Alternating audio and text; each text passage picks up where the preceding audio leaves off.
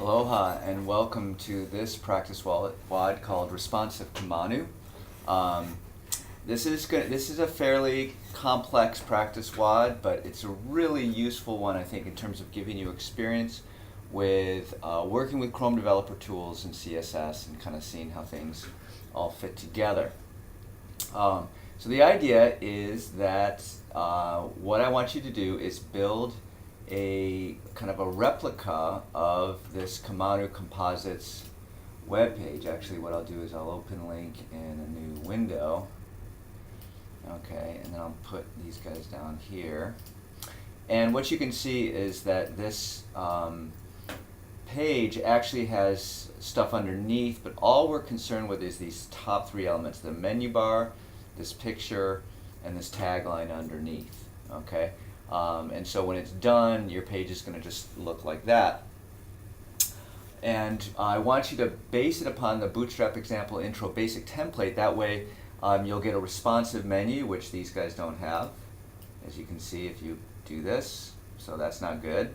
And also you're using all the kind of the Bootstrap goodies, and I think it's going to give you a chance to get more experience with using Bootstrap. There's also a few files like the logo file and so forth that I'm just giving you links to because they're somewhat they're a little bit hard to figure out where they are, and I'm just going to help you with that.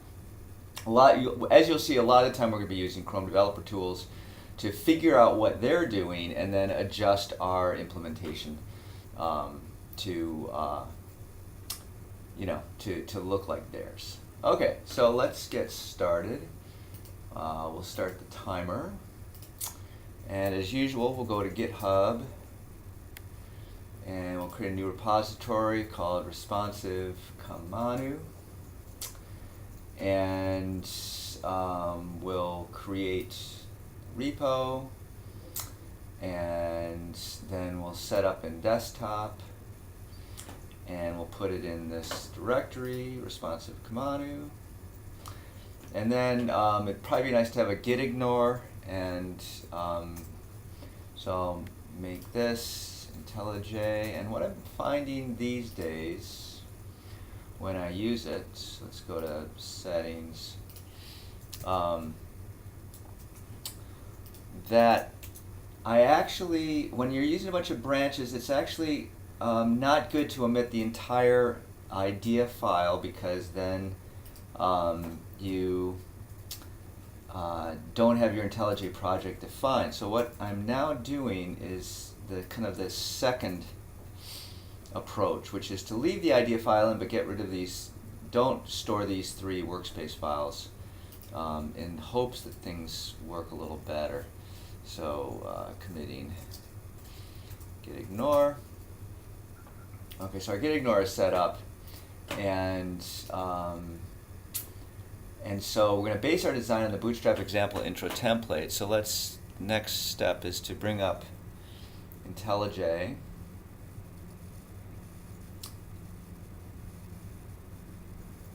and we'll create a new project. It's a static web project. It's going to be in this Responsive Kamanu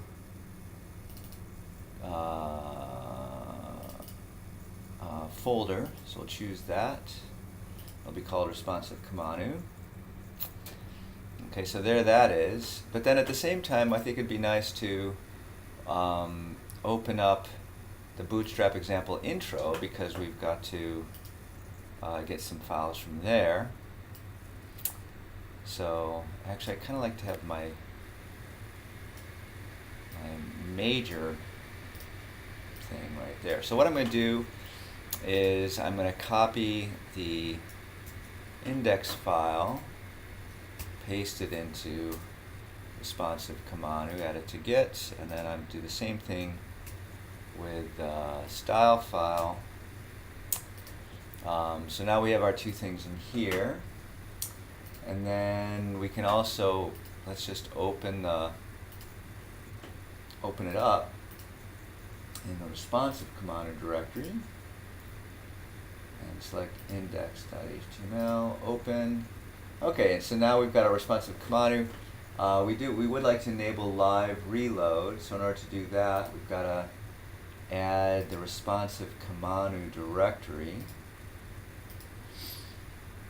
And once that's done, we enable it in the browser, and then we go here, and we make some changes, save it out, and we see that the changes are reflected immediately. So we're better set up for that now.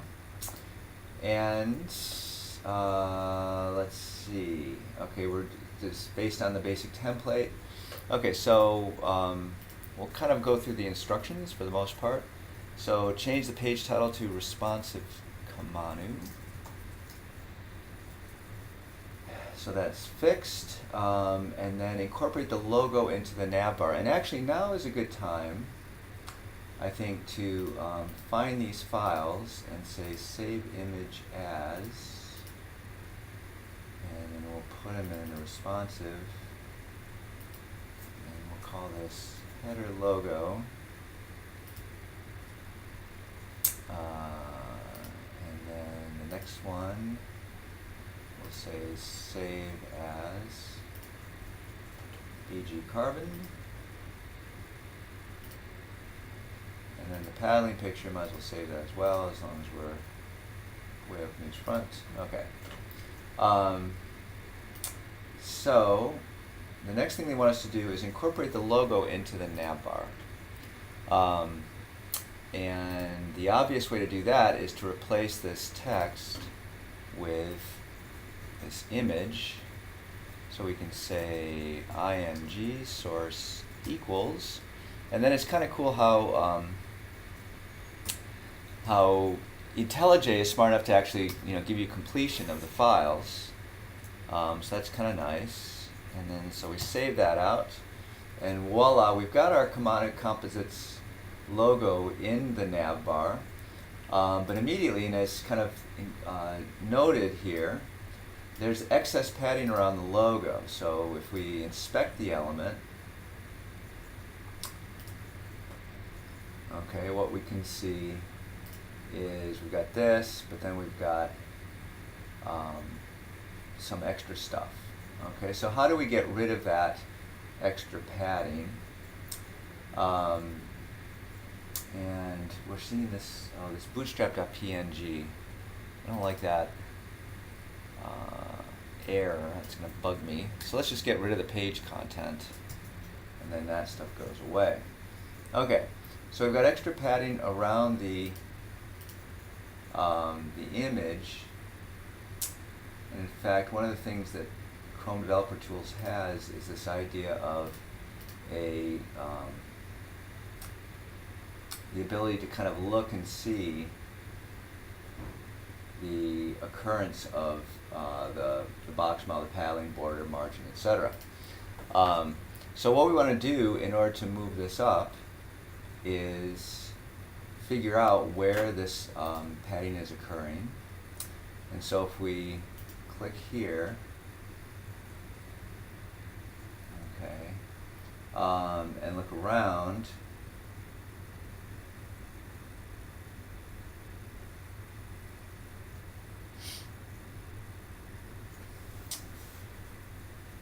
what we can see, actually let's go down to navbar brand.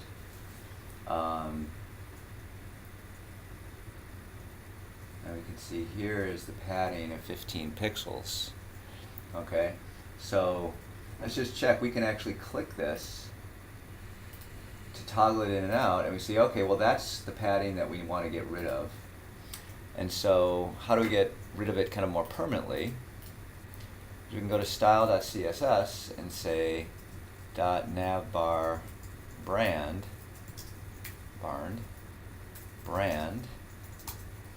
and then we can say padding 0px, and then when we add that in, you can see that the logo immediately shifts up and is now flush because we've overridden that single directive. Okay, so good. So now we've got our excess padding, and we want to incorporate the Kamanu carbon fiber graphic as a repeated background image in the navbar. So the question is, how does that work? So let's go down to the Kamanu website and inspect that one. We click our little thing. And what we can see here is that we've got this header 2.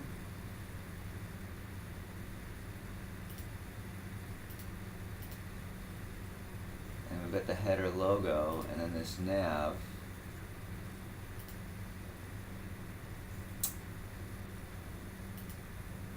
Inside this frame.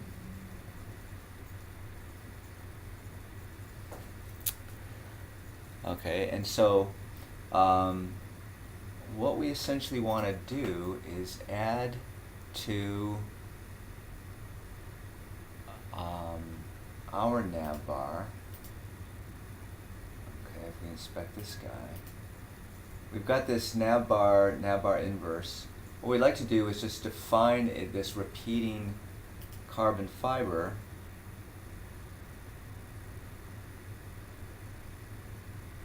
Where is it?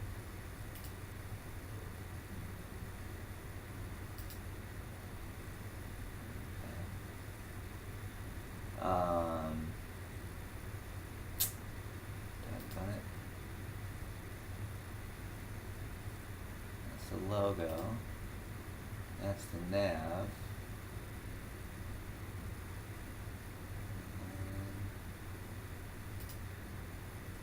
Black bar. And that's down here.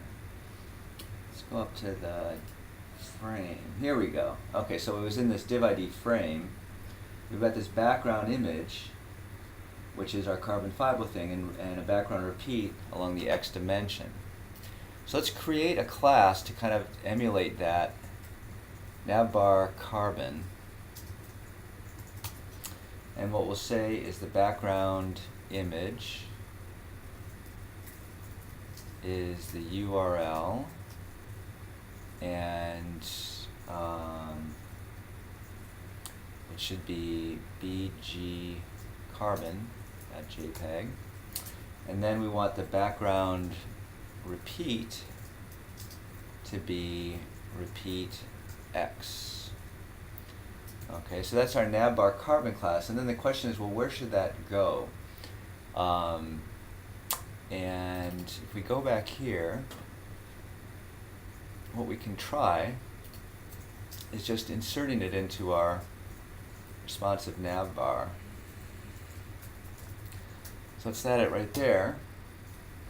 And sure enough, okay, that seems to work. We've inserted that class, and now we've got this carbon fiber background in our navbar, which is pretty nice. Okay, and then we want to eliminate the black background from navbar menu items. So what you can see here is that this home guy has this black background, and so let's inspect him and see how he got that way. And what we can see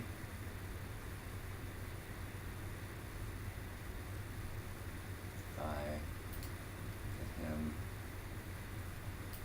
correct the active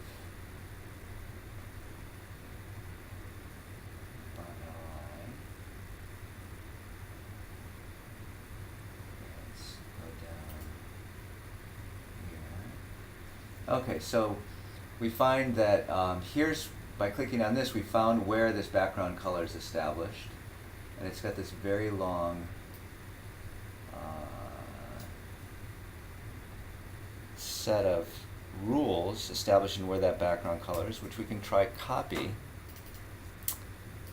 And what we want to do, instead of saying background color of black, we can say, just override it to make it transparent. And if we save that out, you can see that that black's gone away, and we've got the right thing happening. Okay. All right. So that eliminates the black background. So edit the set of navbar items to be similar to those on the Kamanu website. So this is a little bit simpler. We want store, pueo, aukahi, etc. So let's get rid of this class active, and then we can say store, and I'll do a option delete to get rid of that. And then the next one is pueo, and then the next one is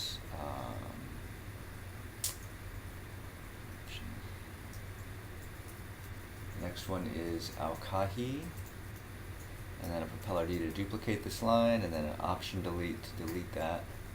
Word Kamanu V6, propeller D to duplicate, option delete to delete 2 words.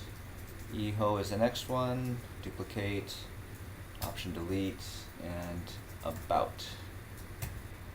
Okay, so now we can see that our menu bar, our navbar items, are now the same as these guys, but they're not the right font and so forth. So I'm assuming, yeah, so we need to adjust the font position and spacing of these navbar items. Okay, so let's see, well, what the heck is the deal with these navbar items? Okay, so if I click here, what I can see is that we've got a font family of Lucida Grand, a color, and so forth. And so the question is, how do we, in our thing, what do we want to override to get that to be correct? So one thing we can do is we can click here, and we can see that this navbar inverse navbar nav LIA looks like a good spot to make these definitions. Oops. So I'll copy it, and then I'll go over here, Control color E, and so let's try a font family of Lucida Grand, and if we save that out, we can see that now we've got that same font, which is really good. So let's see what else they do. They've got the font size of 1.25 EM. 1.25 EM. And they've got a font weight, bold, a color of pound E5 EDDC.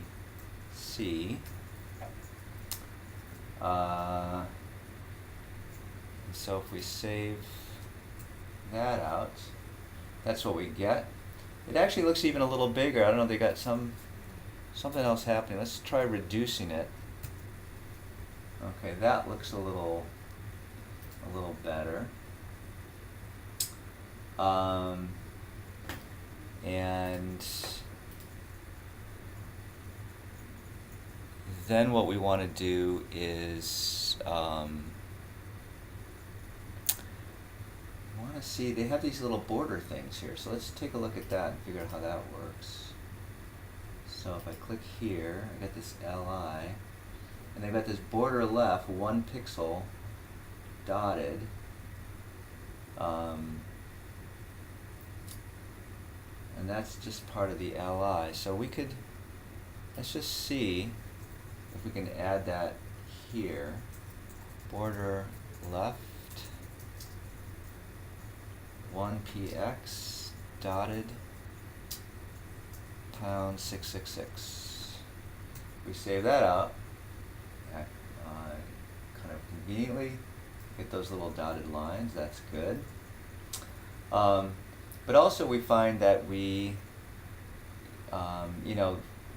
we'd like the padding to be changed so that the nav bar is actually as thick as the brand. So let's try to add some padding to the bottom. I don't know, like 30 pixels. That's not quite enough. So let's try 40 pixels. That's not quite enough. Let's try 45, and that looks pretty good. And then also we might want to stretch it out a little bit, so we'll try some padding left of, I don't know, 20 pixels, padding right, 20 pixels. Let's see, so that looks not quite, maybe 30 pixels is what they do. Again, you know, there may be other ways that you're obtaining this same effect, and that's fine. I'm not trying to get, you don't have to get literally exactly the same thing. So this is more of an exercise of understanding CSS and playing around with the Chrome developer tools. Okay, so so now we have our menu looking pretty much the same as the other one, which is good. Okay, so now we have to incorporate the paddling picture underneath the nav bar as a background image. All right, so we got this Pueo Canoes. So the way you basically do that is you create a class called whatever you want, but I'm going to call it Canoes, and you say the background is a URL, which is going to be Pueo Canoes. Okay, and then we also, I also gave you some properties, so you don't have to like spend, you know, all day fiddling to try to figure out how the heck they got these things. This is the stuff that they do, or this will work.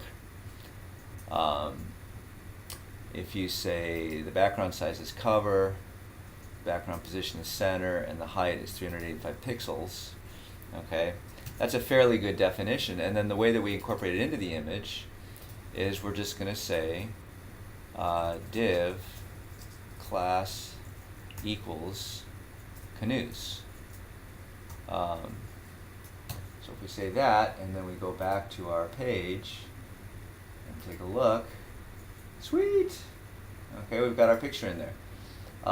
Let's inspect it. And unfortunately, when we inspect it, we see that the image is actually overlapping with the menu a little bit. And whenever you see that, your first suspect should be the this body padding top thing. So let's add a few more pixels to it and check, and we're almost there. Okay, let's add, I don't know, 10 more. And what we can see is now it just lines up super nice. Okay, and now we got that image in there, so that's pretty good. So we adjusted the body element so the paddling picture shows up on the nav bar. Now we want to add a tagline bar, "We build canoes," into your page, making it look similar to the one on the Kamanu website. So that's this thing down here. So let's just kind of inspect this to see what they're doing. So they've got an H2 inside a div that makes this black bar. And we can see some stuff about the font and stuff that they're using. That's going to be very helpful. So let's now make a class called, I don't know, tagline. And we need this black background, so we're going to say background color is black. And if we look at them, we can see the height of their thing is 131 pixels. So let's make the height of ours 131 pixels too. Height 131 pixels. And the black bar will say text align center. Okay, and then we can go back to index, and underneath here we can say div class equals tagline, and then inside there we'll have an H2, we build canoes. Okay, so if we now go back and look at us, okay, so well we're getting in the vicinity here, but we still have a little more work Let's go look and see what they have. So they have that H2.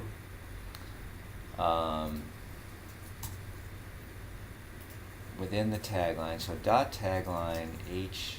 So the H2 within the tagline div, we want font family Georgia and font size 3M, and then the color should be pound 666. Font weight 700.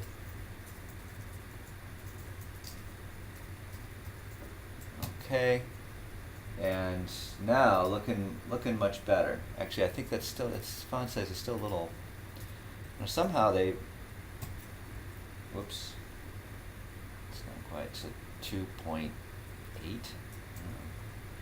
Okay, that looks pretty close for some reason. And looks pretty good. The only thing is obviously we've got this white spot, and to fix that, we can just add some more padding to this tagline. So we'll say padding. Let's see. Try 10 pixels here. Perfect. Well, I don't know if it's perfect or not. Let's, I guess, inspect this element. It's a little bigger.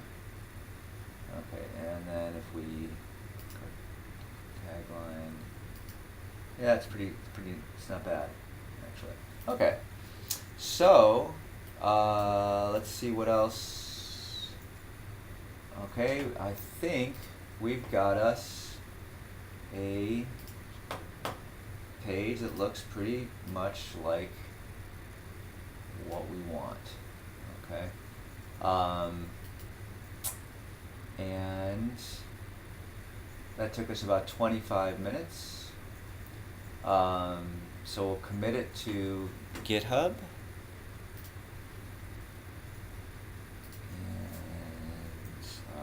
Finished WOD. Let me sync.